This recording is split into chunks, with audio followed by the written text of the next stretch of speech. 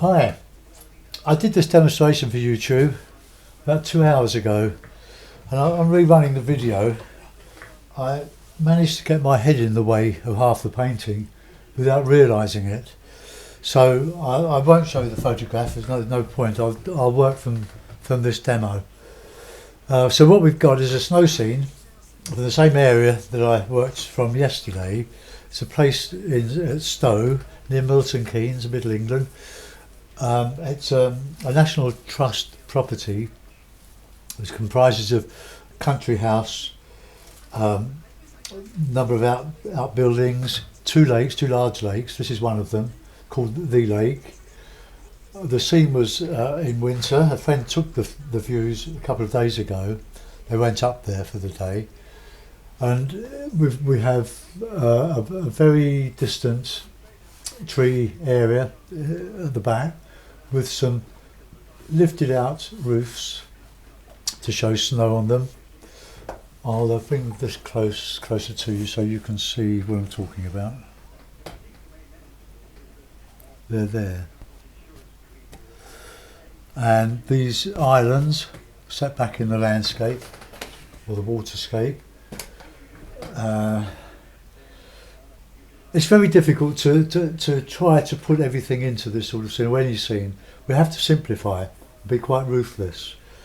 So in order to leave the white of the paper showing to explain snow, or to show snow areas, I'm going to leave it as unpainted as I can, although that little bank across there is a bit difficult because we're painting wet in wet. The paint that I put on tends to drop down through gravity, but we can clean it out afterwards, or even when it dries.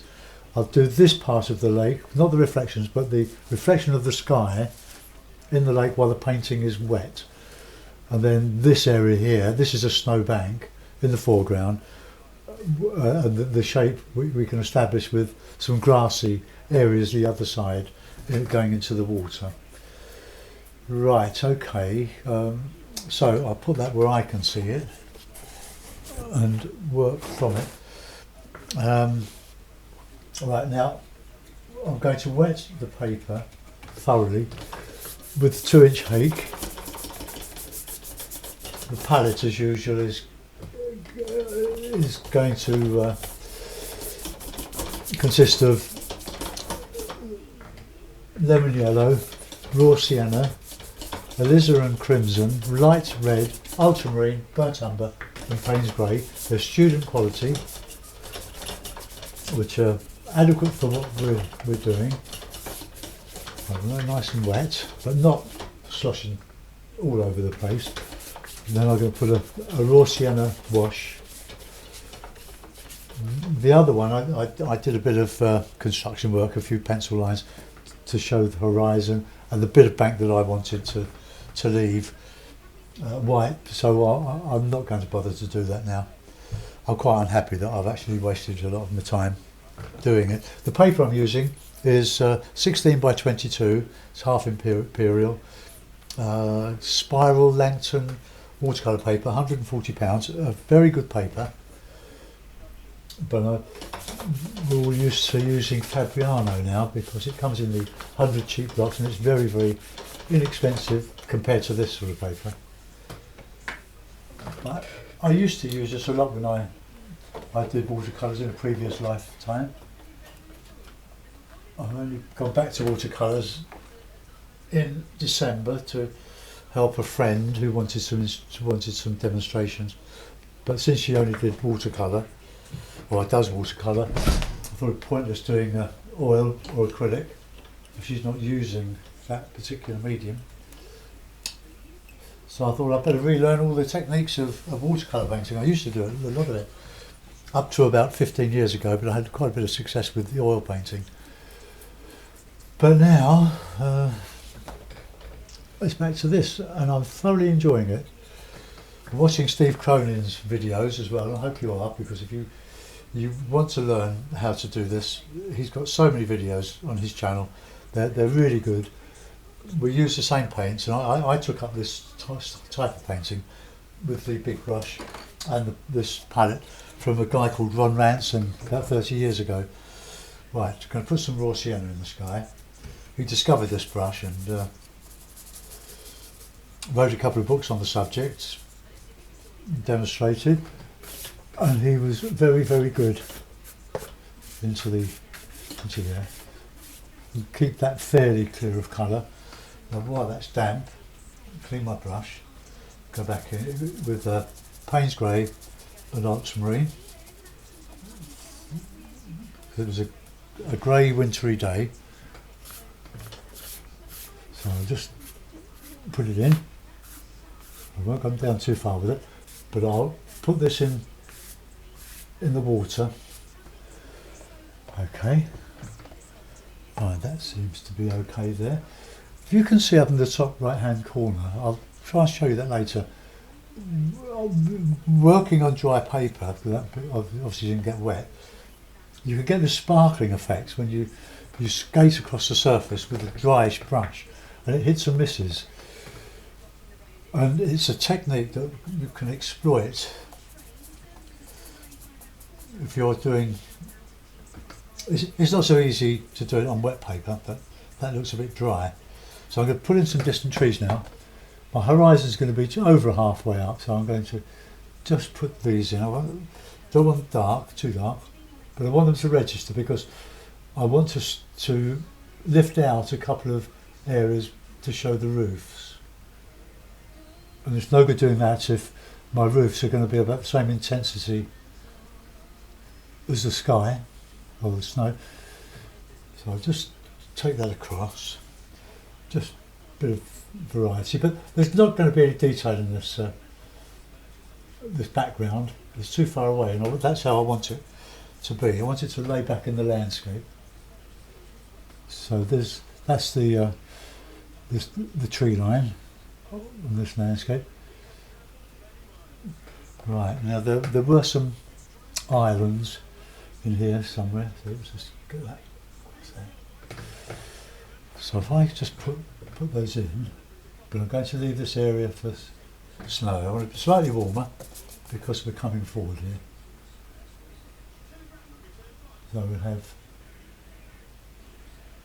we're trying to leave a bit of sparkle on the paper to show a bit of snow. But a lot of this is going to be covered up with winter trees. Lovely time of the year to paint because you see the structure of the tree and you can really have some fun and get lost in it. I'm going to lift out some of that snowy bank where the paint has dropped down into the wool. I'm going to use as a snow area. And another island over here, a bit warmer maybe, for the bank. I will put another bank in behind that. Just wash the brush and with a slightly bluer mix, just put in the bank here.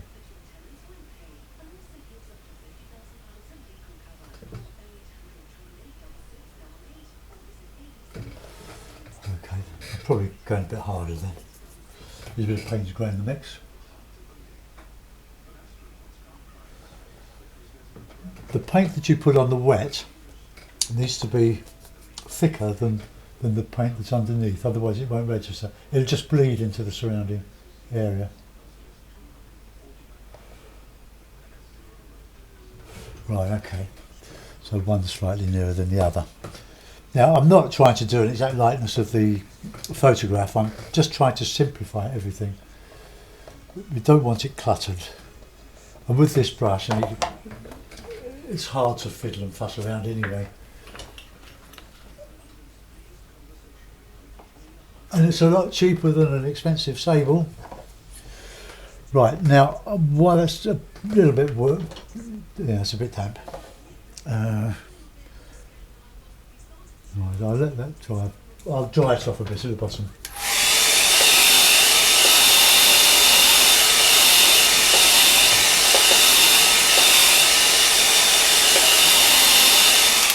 Right, by using a dark warm colour in the base, I'm going to use some Payne's Grey with the raw sienna and the burnt umber. I'm going to show the shape of that bank by the use of negative shape. So these are the grassy stuff. Tend not to name things because we can think in stereotypes and switch off. We think, well, we know what a piece of grass looks like, so we draw from memory, and often it's not. It can go wrong. So I call it stuff. There's quite a bit going on in this area here, according to the photograph. It's reed and grasses. There's not a lot of colour in this landscape, not in the winter.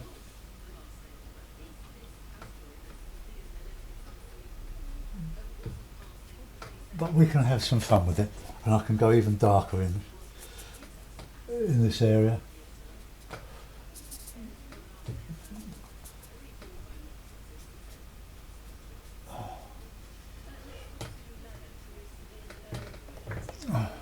I'll put some twigs going up into the lake later on. Just lift out some of that with a fingernail.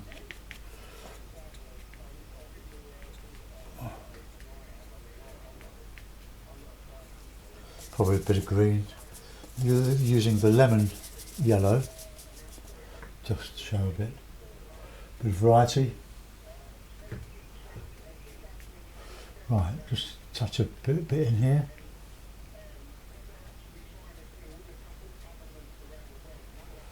Just to show some grass showing through the snow there. And I could even probably put just a bit of shadow in there. A bit of blue, a bit of light red.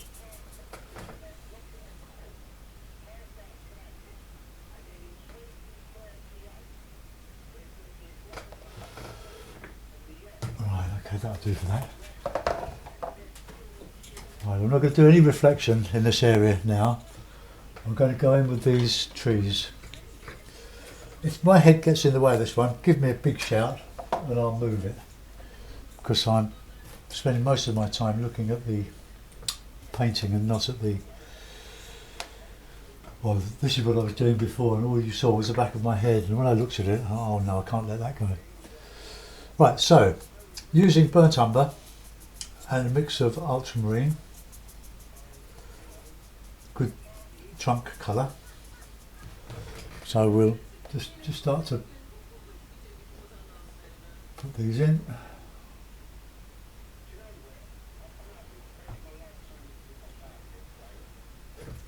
Don't draw with the edge of this brush. It's split at the moment. I'm just trying to put it together again. I've got a nice knife edge. Just touch and dab and dot. If you make solid lines with it, you lose the spontaneity of it, the random look of all this, the hit and miss. Oh, just a couple of twigs over there. I'm going to make a shape with dry brush over this, using a different part of the brush. Right, just go into there. I'll probably try and put a bit of ivy.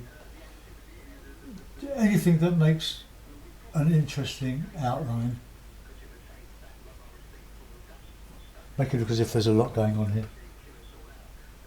A bit warmer, maybe. When you go from cool to warm, it means that the grey colours, blue colours, they recede. They make the painting look as if it goes in, really does go into the distance. And as you come nearer the foreground, the colours get warmer, so it stretches the landscape out. It gives an illusion of depth. So the way you don't want too much warm in the middle distance. Right, okay. A bit more. It's So easy, but it's so easy to overdo. A little goes a long way with this. Right, let's just put some texture on there.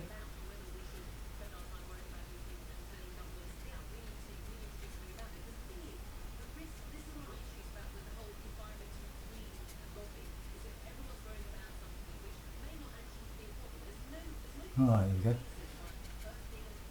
I'm trying to avoid patterns. Okay, now while the brush is nice and dry-ish, I'm going to use that part of it to stroke in some shapes, some twigs. If you find the brush is too wet, just touch it on the rag. Just take a bit of the wet out of it.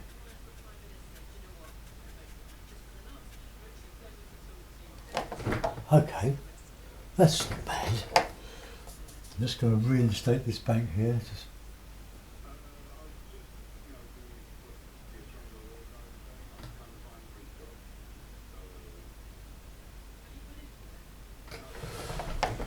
There. I like that. Now I was going to take some of that light out of there and I forgot.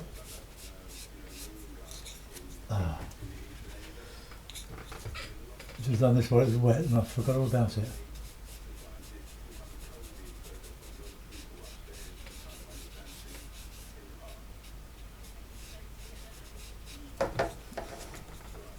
It's more like a shadow colour now, isn't it?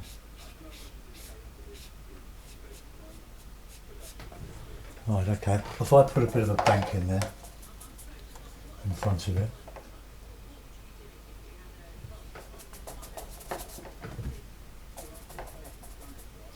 Slightly on the blue side.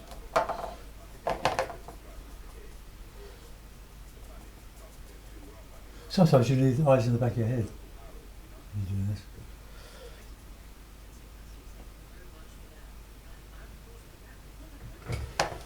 Right, okay.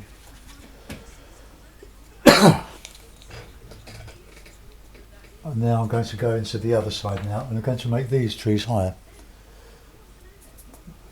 Same mix, burnt umber and ultramarine.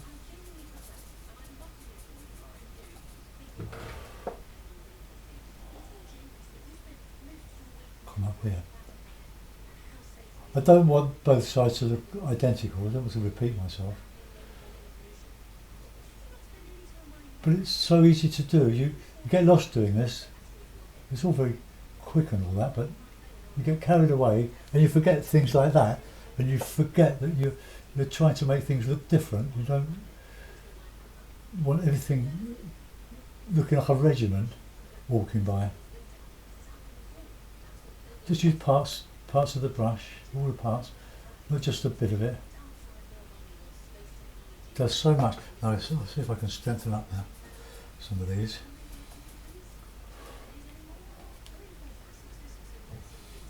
Right.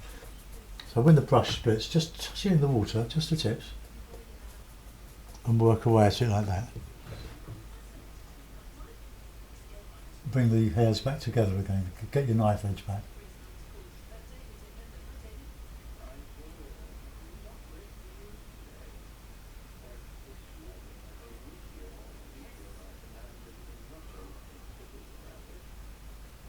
Right, there we are. Try not to get in front, I've just lost myself there.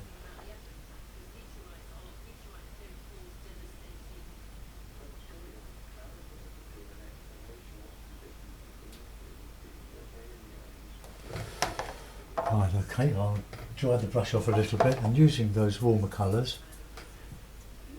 I'll dry brush using the same bit of the brush as I did the other side, this bit here. Just because the paper's rougher than the Fabriano, it hits and misses, like that, and you get a sparkle to it. I can afford just to go back in there with a little bit of dry brush, more dry brush anyway. Right, okay, now if I put some ivy looking stuff in there, but it won't change the colour, I'll just use a darker mix of it. Just dab.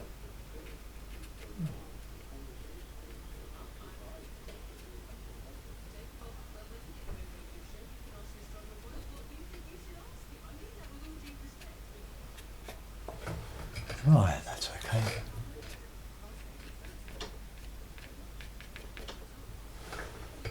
Okay, strengthen up the banks a little bit.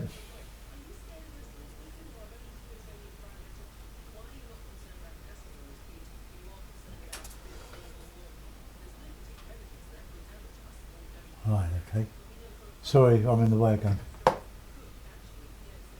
It's very difficult with this webcam. I've got it sticking on a piece of framing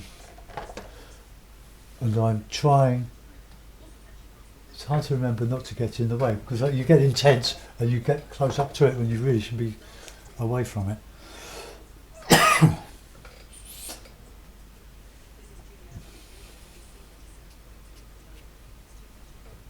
Right, I'm going to dry. No, I'm not. I'm going to do those little roofs. A bit of tissue paper, a damp flat brush, and just work away in here. Just soften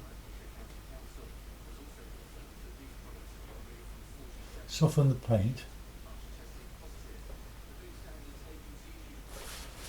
and just blot it. And then just come down here with a bit.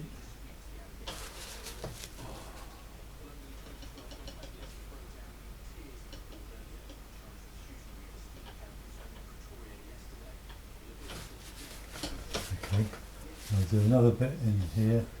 There's another roof here, just a bit of a flat roof. Lift it up like that. Okay. Now, I still don't like that. There's just two.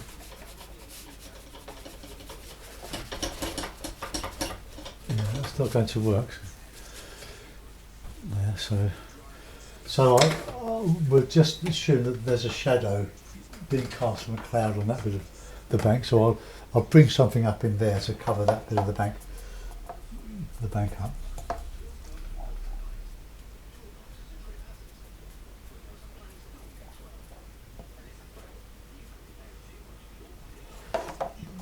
So I'll do that.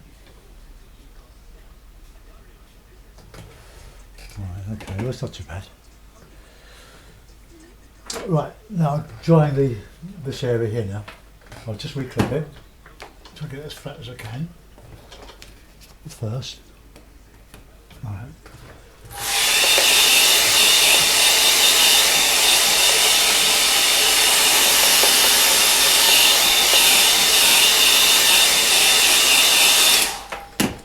Right, so now with the hake, I'm going to re-wet this area. If you do this, don't scrub it. Just go over what's there, wet it, but don't work at it, because if you do, you'll move the paint like I've done there. Right, okay. Now we're just going with some reflections.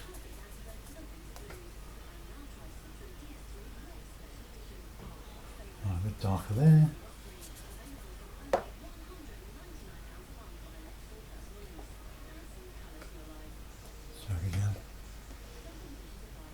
Gravity do its best, or its worst.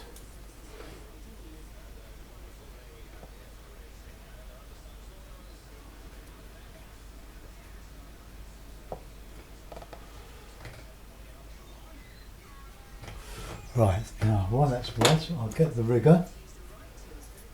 I'll go in some darker paint. Sorry if I got in the way.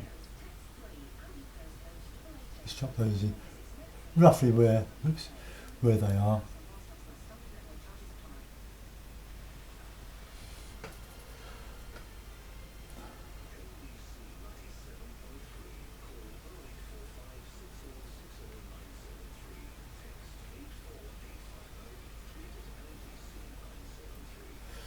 Just putting them in approximately.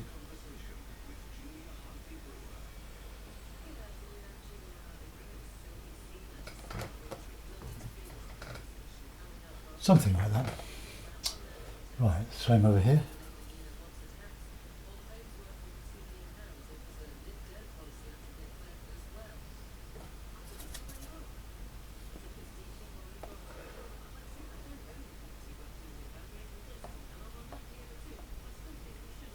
Right.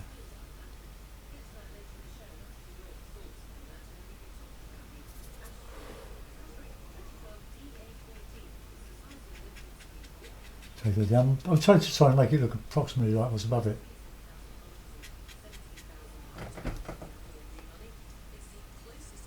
Right, okay. There they go. Right, dry.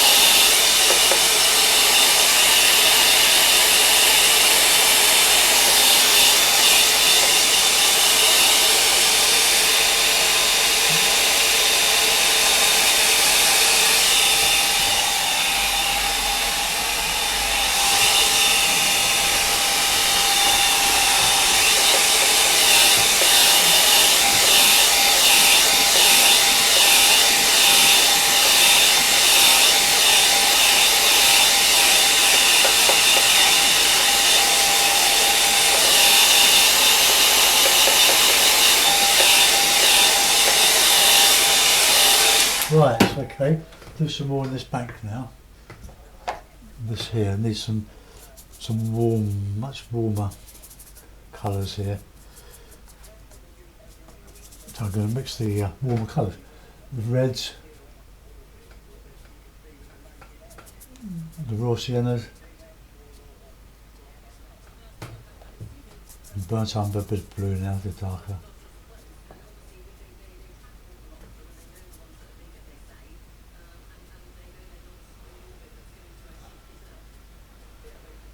And a bit of blue in there.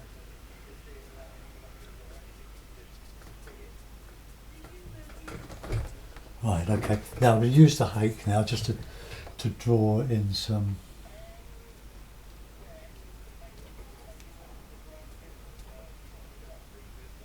I don't think this was actually there, but just to show some things going on, a little bit of interest. Flicks and flourishes, just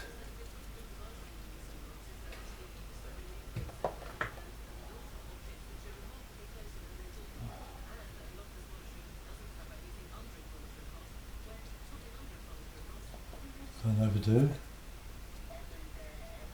Anchor it a little bit.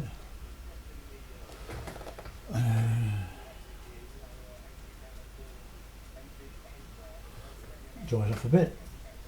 Now if you dry your brush like this, spread all the hairs and just dab in your grey, you can just show some stuff here, just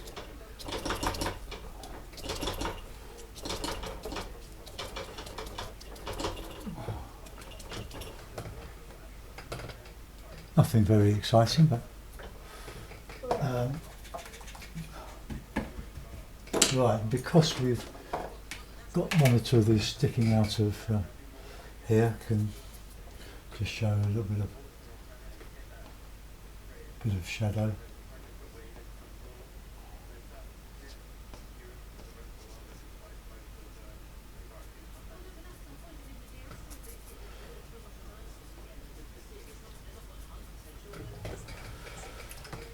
Right, so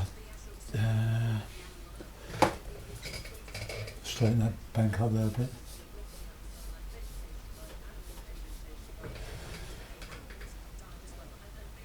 Right, I don't think we could do much more to that. I'll sign it. Is that here?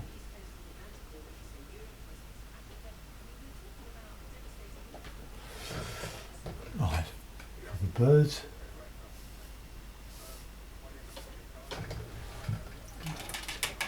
Right, a winter scene at Stowe, near Milton Keynes, landscape gardens of a country estate. Thanks for watching. Any questions or any comments, please leave any comments on the video itself. Now to download that. I hope my head hasn't got in the way too much and spoils it.